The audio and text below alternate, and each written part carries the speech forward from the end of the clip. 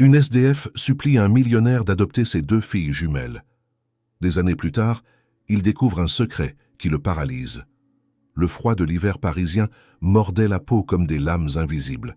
C'était une de ces journées où les trottoirs gelaient sous les pas des passants pressés et où le souffle devenait visible, lourd, presque douloureux. Devant la gare du Nord, des silhouettes errantes se mêlaient au va-et-vient incessant des voyageurs. C'est là, parmi cette foule frénétique, qu'Émile Duval s'arrêta, interpellé par une scène incongrue. Lui, l'homme d'affaires, respecté et fondateur d'une des plus grandes entreprises technologiques d'Europe, n'avait aucune raison de ralentir sa marche. Et pourtant, ce jour-là, ses pas s'arrêtèrent. Adossée à un mur, une femme en guenilles tremblait sous un manteau trop mince pour cette saison. Son visage était creusé, marqué par la faim et la fatigue. Dans ses bras, 2 petites filles, emmitouflées dans des couvertures usées, dormaient ou faisaient semblant. Elles semblaient identiques, 2 petits visages pâles sous des mèches de cheveux noirs. La femme leva les yeux vers Émile, les siens rouges, cernés, brillant d'une détresse muette. Elle ne tendit pas la main pour mendier. Elle ne demanda pas d'argent. Sa voix, rauque d'émotion et de froid, s'éleva presque en un souffle. « S'il vous plaît, emportez-les. Offrez-leur une vie que je ne peux plus. » Émile resta figé, incapable de répondre. Le temps sembla suspendu. Les voitures continuaient de passer, les gens de courir, mais lui ne voyait plus que ses 2 enfants et cette mère désespérée. Son cerveau logique, celui qui lui avait permis de bâtir un empire, cherchait une raison de s'éloigner, de ne pas s'impliquer. Mais il y avait dans les yeux des fillettes, même endormies, une intensité qu'il ne comprenait pas et qui le bouleversait. Une promesse silencieuse ou un appel à l'aide. « Vous n'avez pas de famille ?» demanda-t-il, presque malgré lui. La femme secoua la tête, elle ne donna pas de nom, ne raconta pas son histoire. Tout ce qu'elle dit fut « Elles ne survivront pas si vous partez ». Émile sentit un nœud se former dans sa gorge. Il n'était pas père, il n'avait jamais voulu d'enfant. Sa vie n'était que chiffres, décisions stratégiques, dîner avec des investisseurs. Pourtant, il se vit poser son manteau sur les épaules des enfants, appeler son chauffeur et dire des mots qu'il ne se serait jamais cru capable de prononcer. « Emmenez-les chez moi ». La femme pleura sans bruit. Elle embrassa chaque front avec une tendresse infinie, puis recula lentement, comme s'effaçant dans la foule. Émile voulut demander son nom, mais elle était déjà partie. Ne restaient que les 2 enfants dans ses bras, leurs regards encore clos, et une lourde promesse qu'il n'avait jamais eu l'intention de faire ce matin-là. De retour dans sa voiture, les fillettes contre lui, il tenta de se convaincre qu'il prendrait soin d'elles jusqu'à ce qu'une solution soit trouvée. Une adoption temporaire, une famille d'accueil. Mais au fond, il savait déjà que rien ne serait jamais temporaire. Il regarda leurs visages si semblables, si calmes malgré le chaos, et se demanda quel destin l'avait placé sur ce trottoir, à cet instant précis. Peut-être que certaines décisions ne naissent pas de la logique, mais d'un battement de cœur inattendu. Ce soir-là, dans la chaleur rassurante de sa demeure à Neuilly-sur-Seine, il déposa les 2 petites dans une chambre d'amis, fit venir un médecin, appela un avocat. Le monde extérieur, avec ses règles et sa froideur, pouvait attendre. Pour la première fois depuis des années, Émile Duval ne pensait pas à ses actions en bourse, mais à 2 battements de cœur endormis dans la pièce voisine. Une promesse avait été faite, et même s'il n'en connaissait pas encore le poids, il pressentait déjà qu'elle changerait sa vie. En silence, il resta assis devant leur porte toute la nuit.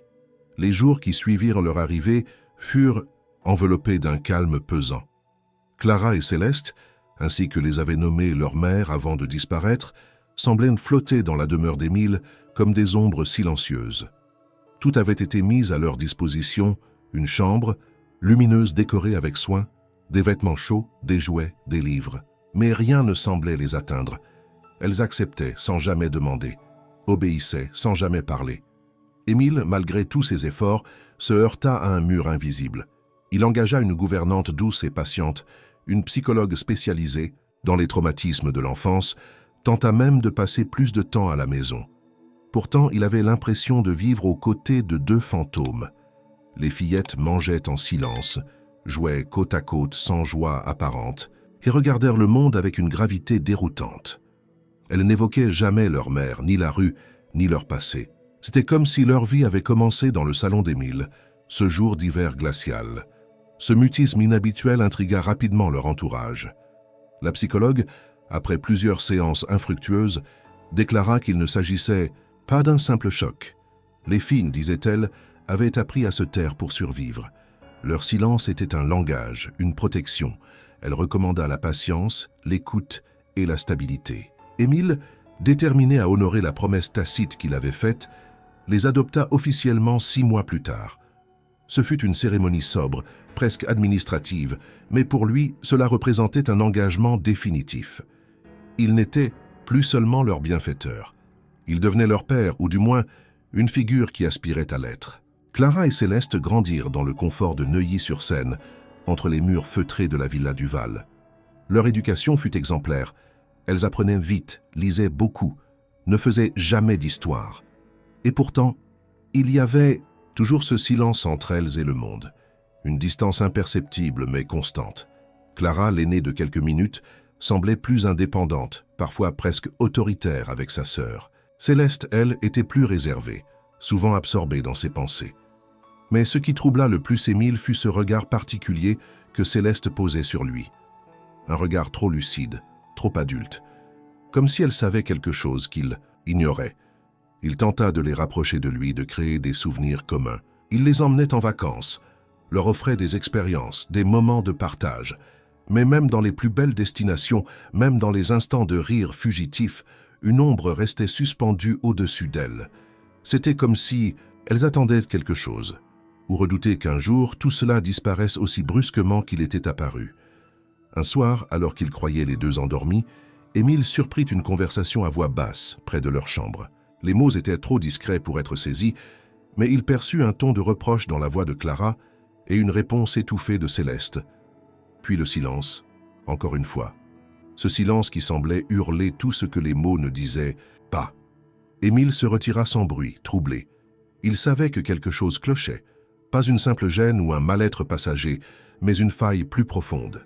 Il avait l'impression que sa maison, aussi grande et sûre soit-elle, n'était pas un refuge pour elle, mais un décor provisoire, et que derrière leurs regards impénétrables se cachaient des vérités qu'ils n'étaient pas encore prêts à entendre. Avec le temps, ce malaise devint une présence constante. Chaque sourire semblait forcé, chaque réussite scolaire vidée de sens.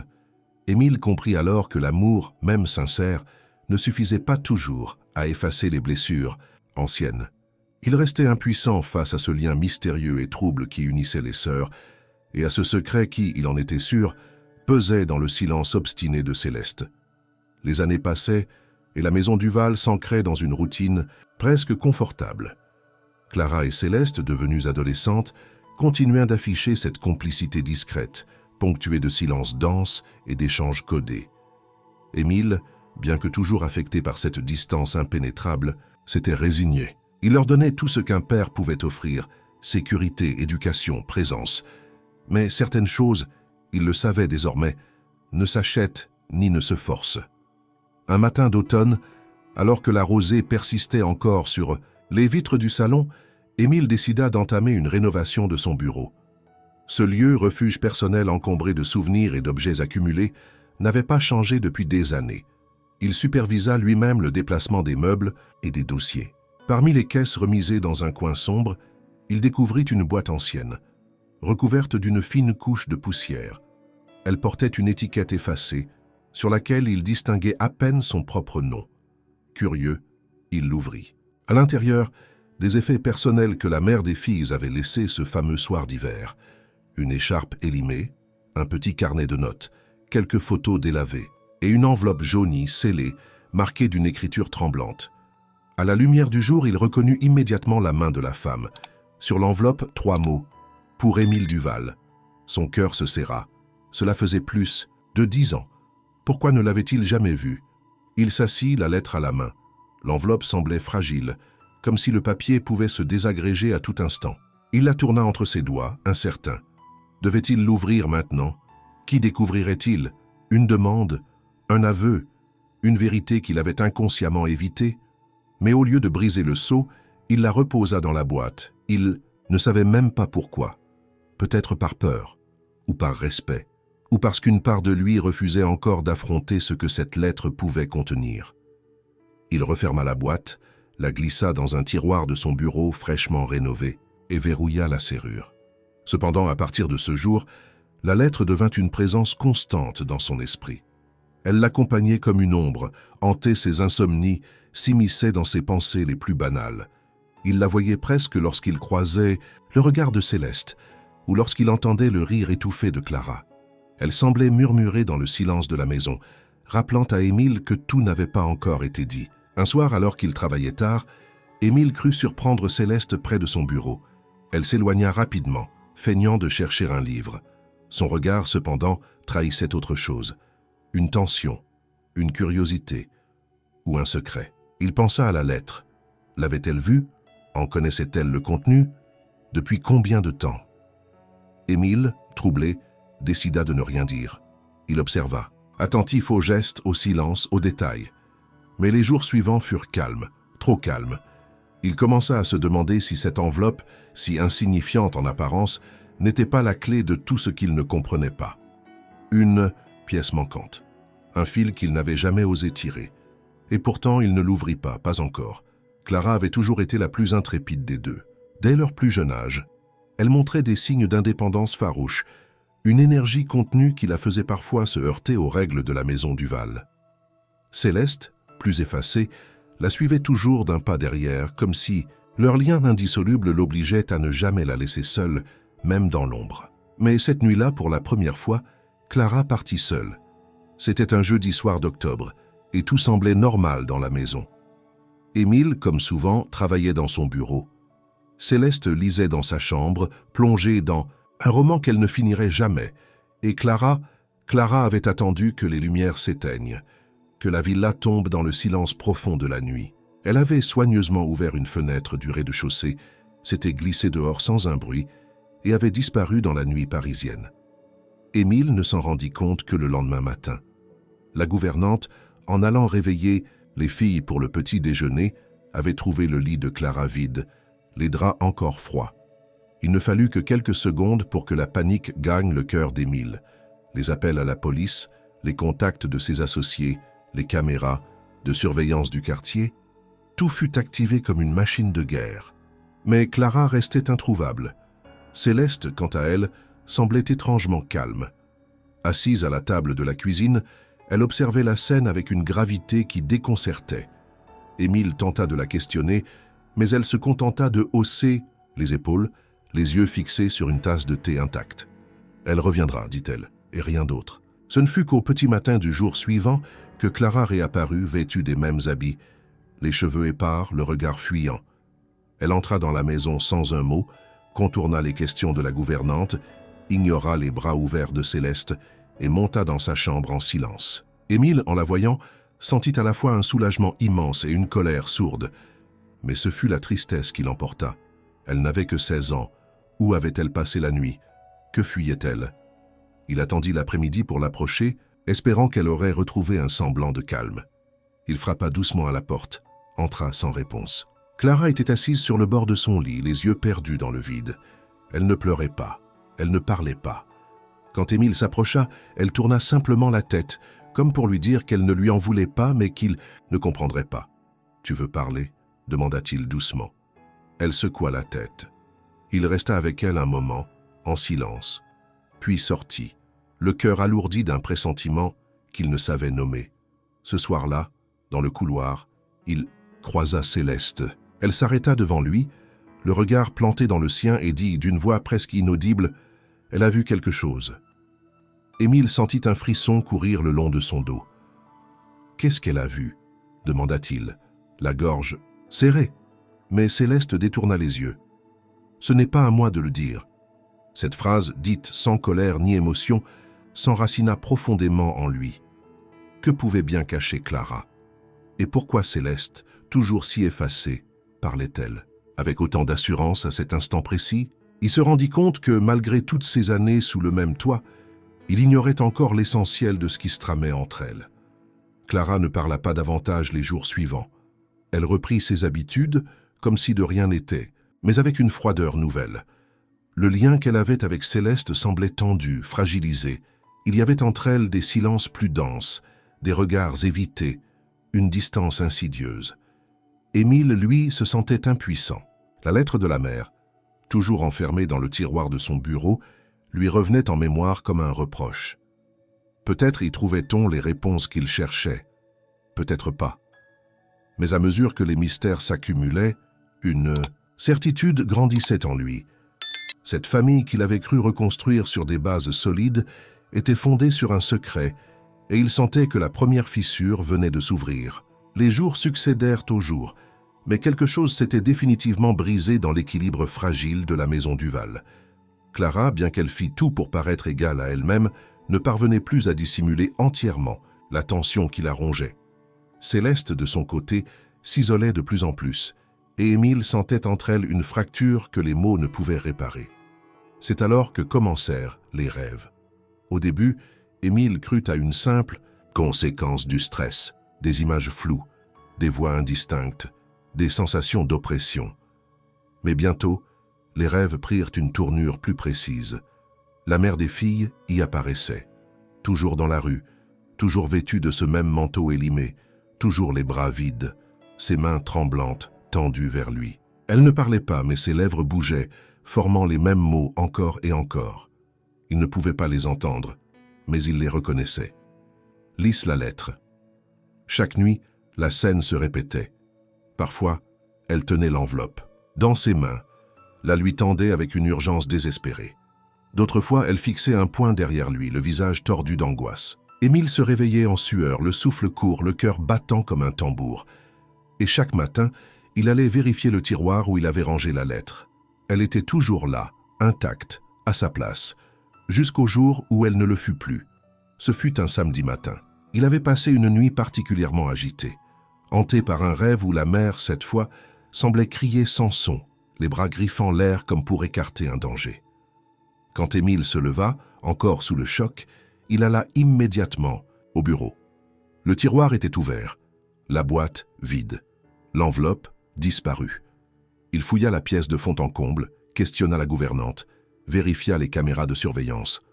Aucune trace d'effraction, aucun indice. Il interrogea les fils avec douceur puis avec fermeté. Clara haussa les épaules avec une indifférence glaciale. Céleste ne répondit pas, mais baissa les yeux d'un air coupable. Il n'insista pas. Ce silence était plus lourd que n'importe quel mensonge. Les jours suivants, les rêves cessèrent brusquement. Plus de vision, plus de voix, plus d'enveloppe, juste un vide inquiétant. Et un sentiment de culpabilité tenace. Émile se rendit compte alors de l'ampleur de son erreur.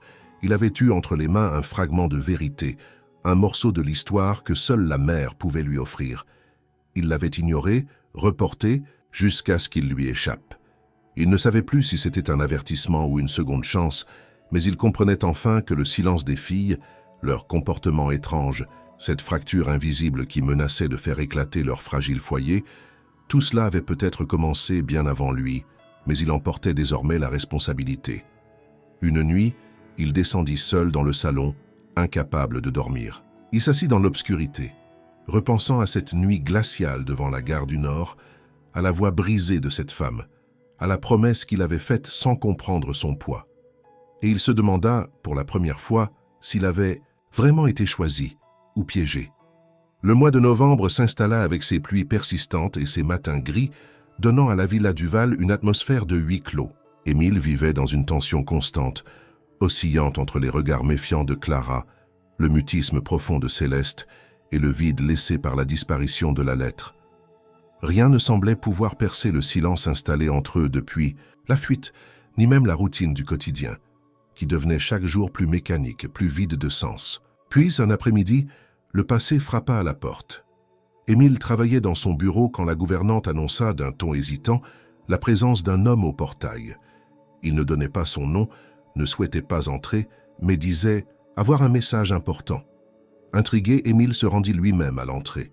L'homme attendait, debout sous la pluie fine, les mains jointes derrière le dos.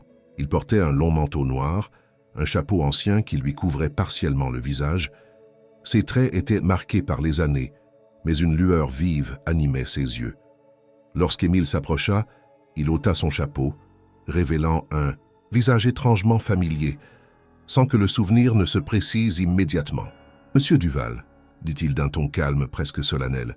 « Je ne suis pas ici pour troubler votre paix, mais parce que le passé que vous pensez avoir oublié vient de se réveiller. » Émile resta silencieux, les sourcils froncés.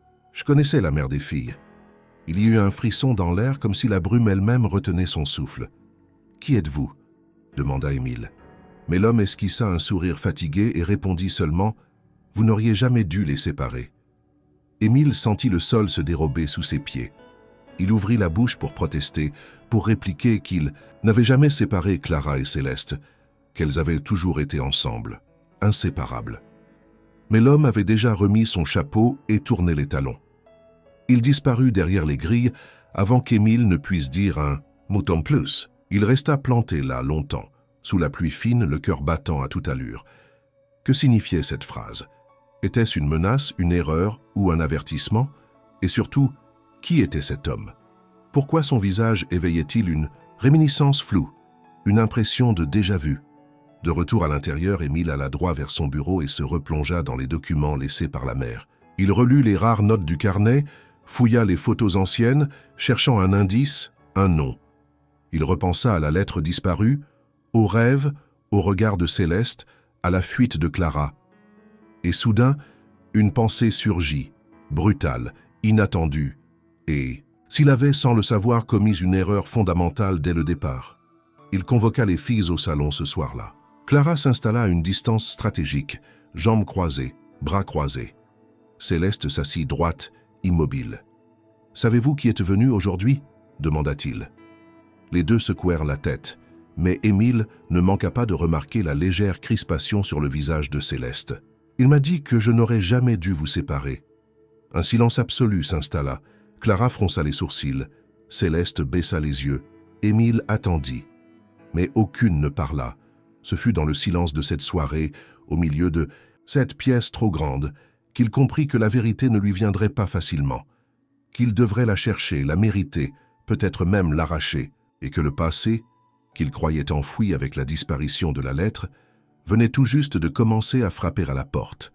Les jours suivants furent chargés d'une tension à peine contenue.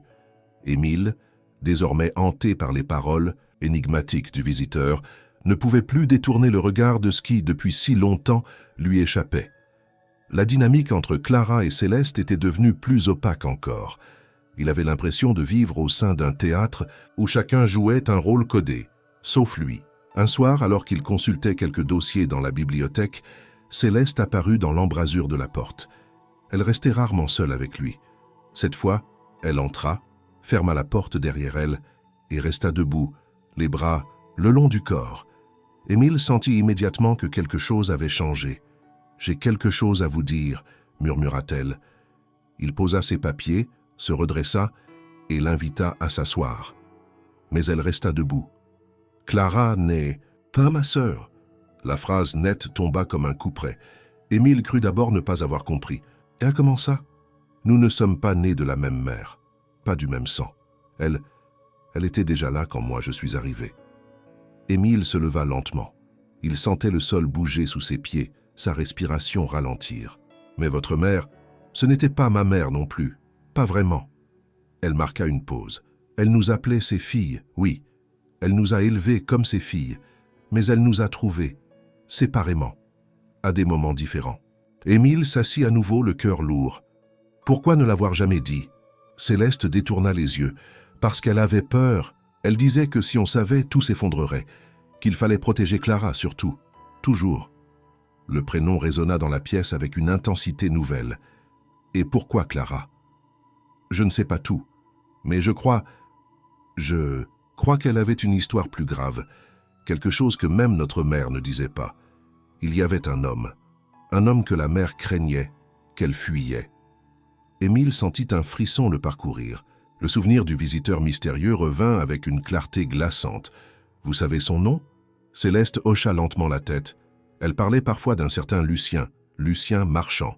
Ce nom, il n'était pas inconnu à Émile. Il le connaissait. Il le connaissait même très bien.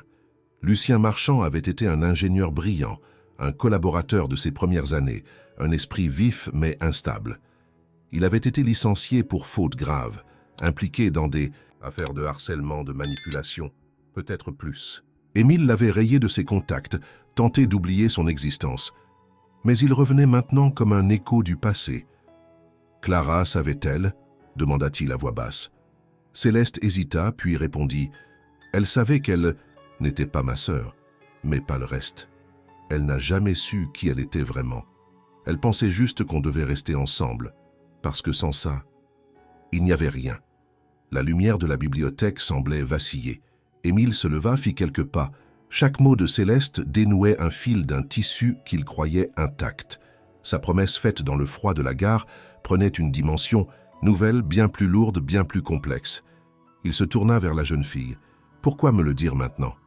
Elle le fixa longuement. « Parce que vous avez toujours été honnête avec nous, et parce que Clara se perd.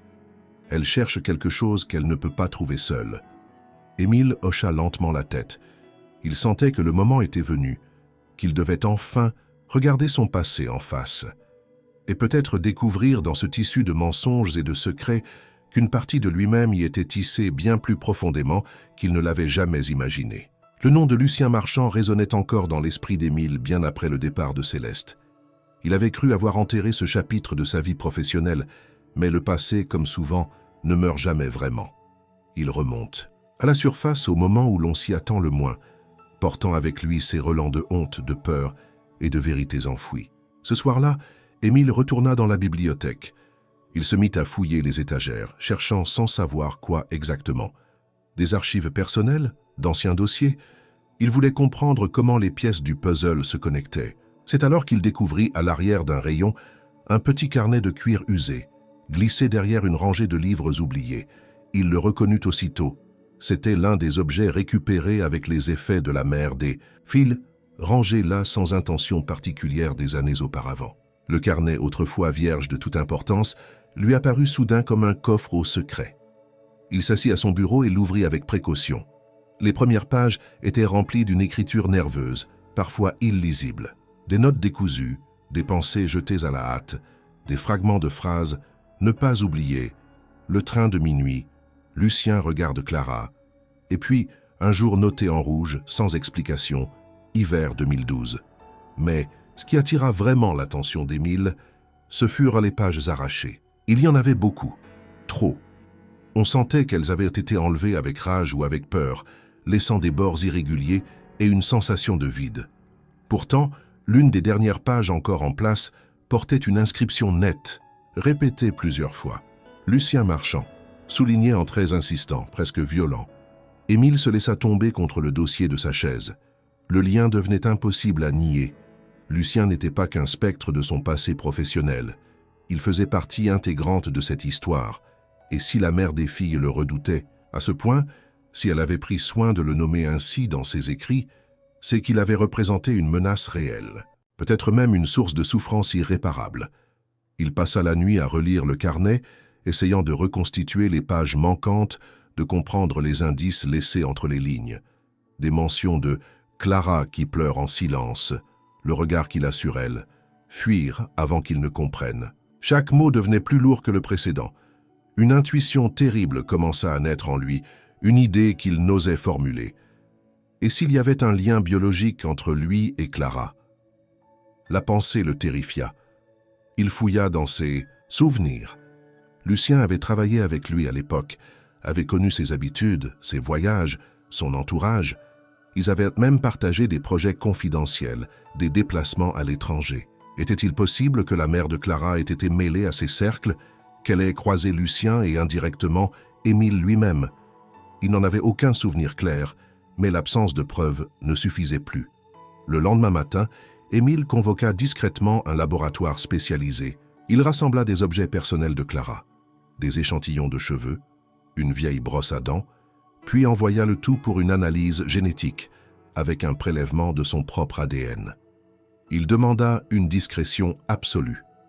Le doute devenait trop lourd à porter, il devait savoir.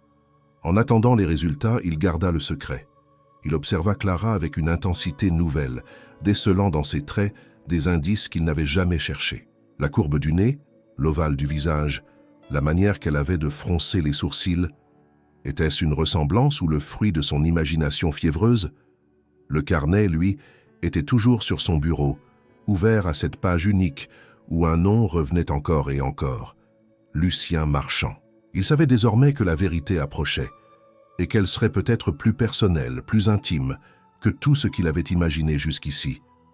L'attente des résultats d'analyse plongea Émile dans un état de tension quasi permanent.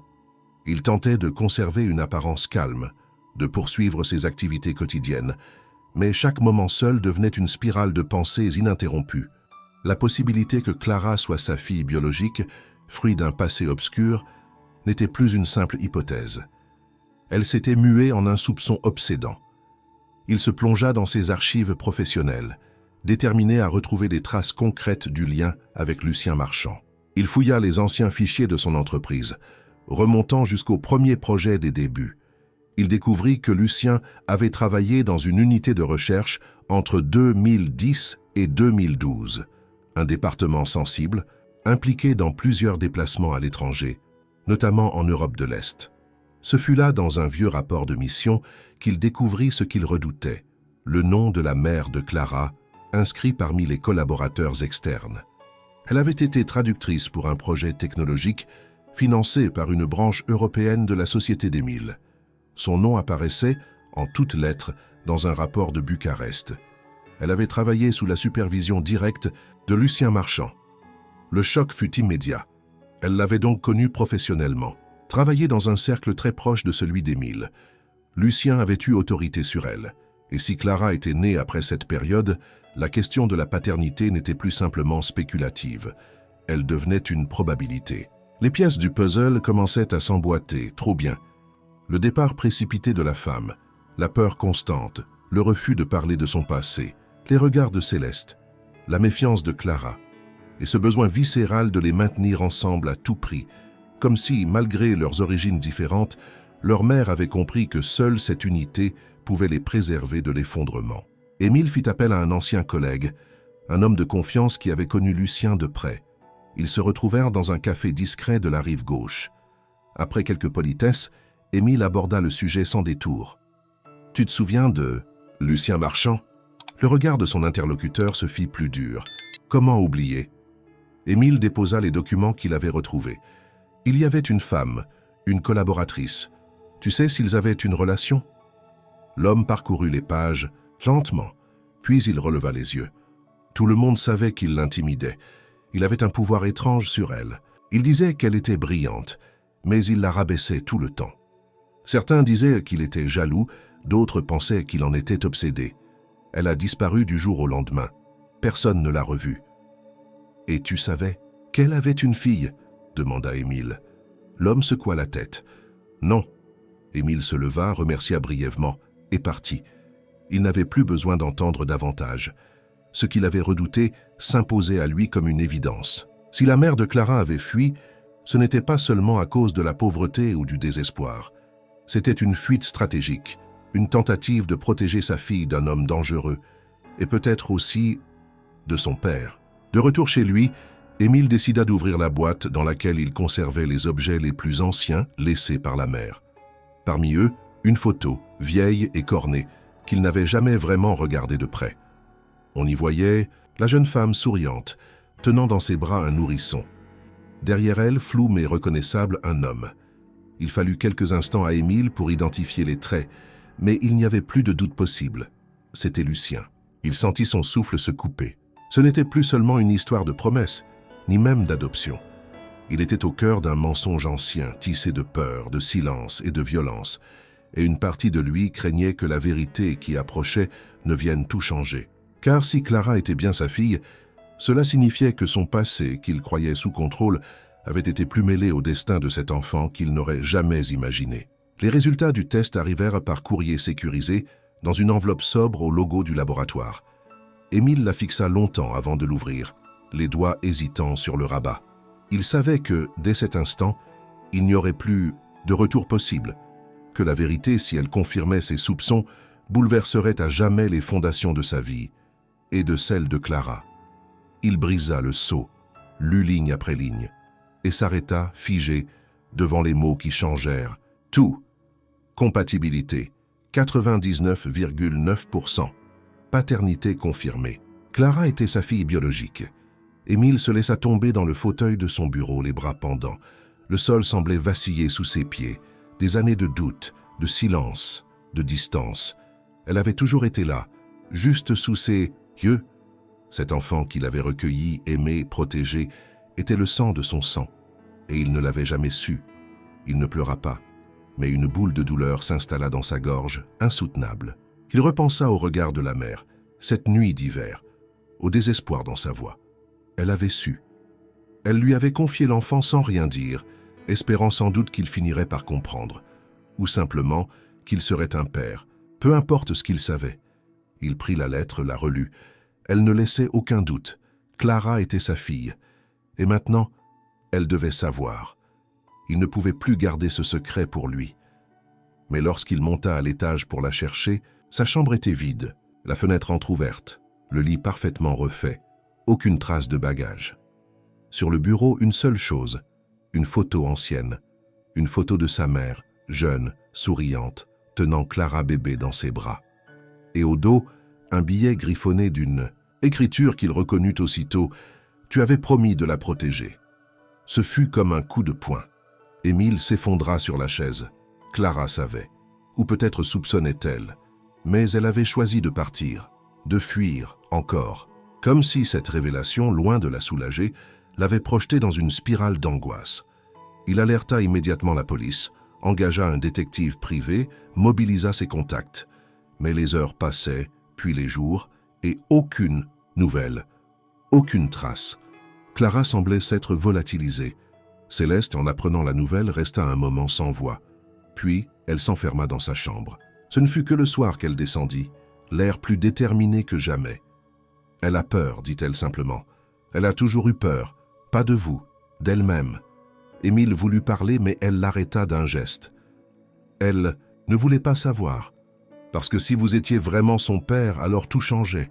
Elle aurait dû revoir sa vie, ses souvenirs, sa souffrance. Elle se serait sentie trahie.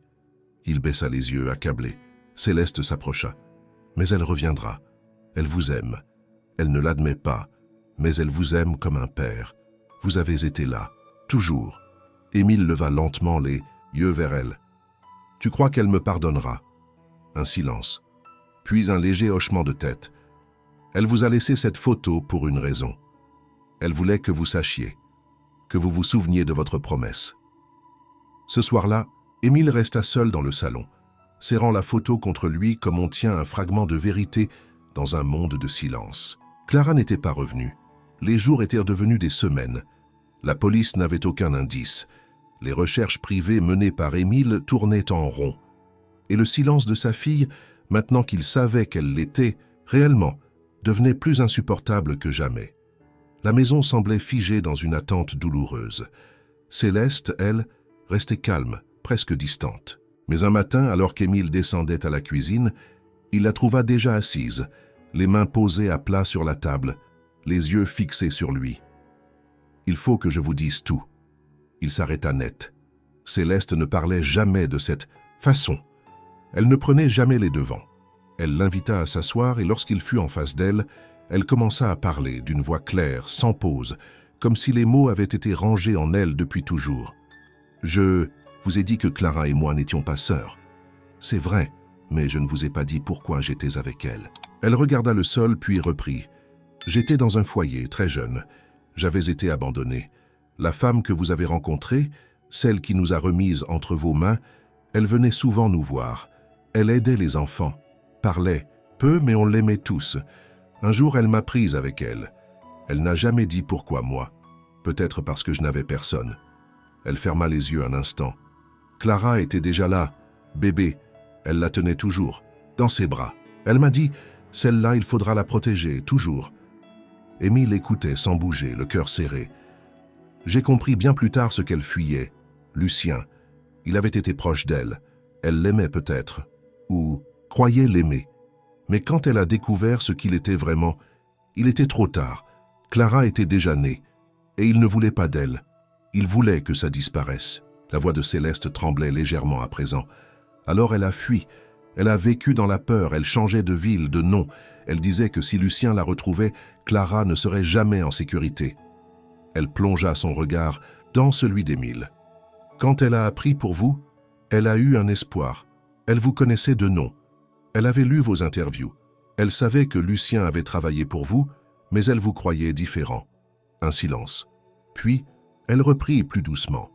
Elle a pensé que si elle vous confiait Clara sans rien dire, vous la protégeriez. Que quelque chose en vous reconnaîtrait le lien. Elle m'a dit, il est son père même s'il ne le sait pas. Il comprendra. Les larmes montèrent aux yeux d'Émile. Et toi? Pourquoi être resté? Céleste haussa les épaules. Parce qu'elle me l'a demandé. Parce qu'elle savait que Clara aurait besoin de moi, que je serais sa sœur même sans lien de sang. Elle me disait, si tu restes, elle restera entière. Émile comprit alors toute la portée du sacrifice de cette femme. Elle n'avait pas seulement abandonné ses filles par désespoir, elle avait construit un dernier plan de survie, confié sa fille à l'homme qu'elle espérait capable d'amour et donné à l'autre la mission silencieuse de veiller sur elle. Il serra la main de Céleste. « Tu as été plus qu'une sœur. » Elle répondit dans un souffle. « Je l'ai aimée comme telle. Je l'aime encore. » Et pour la première fois, Émile vit en Céleste non plus une ombre autour de Clara, mais une âme aussi blessée, aussi courageuse. Et il sut qu'il n'était pas seul à porter la promesse faite cette nuit-là. L'hiver s'était installé, de nouveau, presque exactement comme celui de cette nuit où Émile avait recueilli Clara et Céleste. La lumière des rues se reflétait sur la neige qui commençait à recouvrir Neuilly-sur-Seine, et dans la maison, un silence plus doux régnait. Mais dans le cœur d'Émile, une dernière pièce manquait encore au puzzle. Il lui restait une chose à faire, retrouver Clara, non seulement pour lui dire ce qu'il avait appris, mais pour lui remettre ce qui lui appartenait depuis toujours. Et le miracle se produisit. Une lettre arriva, sans nom d'expéditeur, sans adresse, juste son prénom Émile, écrit d'une main fine et penchée sur une enveloppe crème. À l'intérieur, une carte postale, une photo ancienne d'un parc enneigé. Derrière, un message bref, tu peux venir, je suis prête. Une adresse en Bretagne. Il partit le lendemain à l'aube, sans prévenir personne. La maison était petite, discrète face à la mer. Clara l'attendait sur le seuil. Elle avait l'air changé, non pas plus âgée, mais plus ancrée, plus réelle. Il n'y eut pas d'effusion. Aucun mot précipité. Ils se regardèrent longuement, comme s'ils réapprenaient à se reconnaître. Puis elle le fit entrer. À l'intérieur, tout était sobre. Un feu discret dans la cheminée, un fauteuil, un carnet posé sur la table basse. C'était celui de sa mère. Clara le lui tendit. « Tu dois lire la dernière page. » Elle n'y était pas. Céleste l'avait gardée. Émile ouvrit lentement le carnet, trouva une feuille pliée glissée entre les pages. Il la déplia et lut. La plume était tremblante, mais le message clair. Une confession. La mère de Clara racontait sa rencontre avec Lucien, sa peur, sa solitude, puis sa découverte de la grossesse. Elle expliquait comment elle avait appris, par un collègue, qu'Émile Duval pourrait être le père, après une nuit qu'elle n'avait jamais osé raconter. Elle avait douté, espéré, et finalement choisi d'agir. « Je n'ai jamais pu t'écrire franchement, Émile, mais je t'ai observé. J'ai su que tu étais capable de donner à Clara ce que je ne pourrais jamais offrir. Un avenir, une structure, une chance. J'ai trahi en ne te disant rien. Mais je t'ai fait confiance. Tu étais son père. De sang ou non, tu devais le devenir de cœur. Ne permets pas au passé de décider qui elle sera. Protège-la, même si tu ne sais pas comment. Aime-la, même si elle te repousse. Et surtout, n'oublie pas, elle est née d'un chaos, mais elle n'est pas le chaos. » Émile referma le carnet, les mains tremblantes. Clara l'observait sans un mot. Puis elle dit « Je l'ai détestée, longtemps. Je ne comprenais pas pourquoi elle m'avait abandonné. Puis j'ai lu ça, et j'ai compris qu'elle avait fait ce qu'elle croyait juste. Elle m'a mise entre les mains de quelqu'un qui, malgré tout, m'a aimé. » Il s'approcha lentement. Elle ne recula pas. « Tu es ma fille, dit-il, et je t'ai aimé bien avant de le savoir. » Elle ne répondit pas, mais elle posa la main sur la sienne. Et pour la première fois, Émile sentit que cette promesse, faite dans le froid d'un hiver lointain, trouvait enfin son sens. Les mois qui suivirent leur retrouvailles furent d'une lenteur salvatrice. Ni Émile ni Clara ne cherchèrent à précipiter quoi que ce soit. Ils se voyaient régulièrement, parfois en Bretagne, parfois à Neuilly-sur-Seine, dans cette maison qui avait été le théâtre de tant de silence. Céleste, toujours fidèle à son rôle de vigie discrète, fit le lien avec patience, s'assurant que les mots se tissaient sans brusquerie, que les regards apprenaient à se comprendre. Le printemps arriva avec une légèreté nouvelle, comme si la nature elle-même venait sceller le renouveau de leur relation. Clara, plus posée, parlait enfin de son enfance avec moins de colère. Elle racontait ses peurs, ses doutes, cette sensation constante d'être en équilibre sur un fil sans jamais savoir ce qui l'attendait de l'autre côté. Émile, lui, n'interrompait pas. Il écoutait, et dans son silence, il réparait doucement. Un jour, dans le jardin de la villa, Clara demanda « Pourquoi n'as-tu jamais ouvert la lettre ?» Il resta un instant sans voix, puis répondit « J'avais peur, peur de ce qu'elle allait me demander, peur de découvrir que je n'étais pas l'homme qu'elle espérait. » Elle sourit un peu tristement. « Elle t'avait choisi même sans te le dire. » Cette phrase résonna en lui pendant longtemps. Il comprit alors que son acte d'amour n'avait pas été une erreur, ni une simple impulsion. C'était une transmission, une confiance ultime, et à travers les douleurs et les secrets, cette confiance avait porté ses fruits. Clara décida de rester, pas en tant qu'enfant recueilli, ni en tant que fille retrouvée, mais comme une femme consciente de ses racines, prête à reconstruire à partir de ce qu'il restait.